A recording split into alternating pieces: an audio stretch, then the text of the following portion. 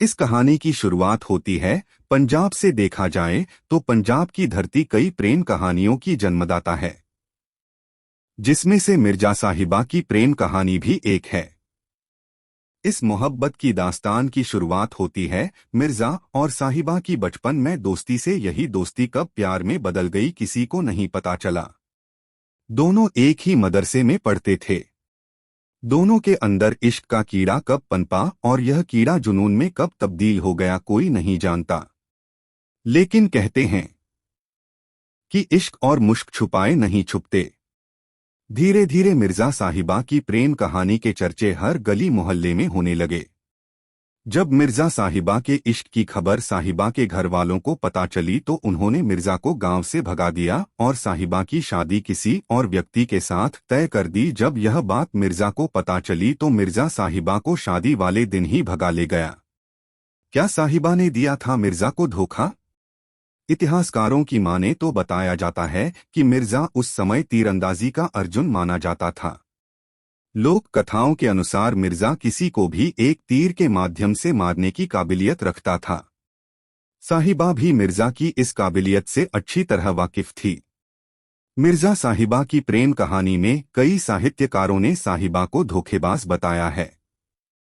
दरअसल साहिबा जब मिर्जा के साथ भाग रही थी तो दोनों भागते भागते काफी थक चुके थे। इसीलिए मिर्जा ने आराम करने का फैसला किया। साहिबा को पता था कि अगर उसके भाई यहाँ उसे ढूंढते ढूंढते हुए आए तो मिर्जा उन्हें मार देगा। इसीलिए साहिबा ने अपने भाइयों को बचाने के लिए मिर्जा के सारे तीर तोड़ दिए।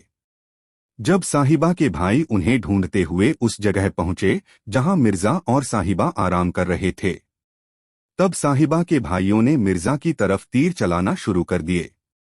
जब मिर्जा को पता चला कि साहिबा के भाई उसे मारने के लिए आए हैं तो उसने भी अपने तीर कमान को उठाया।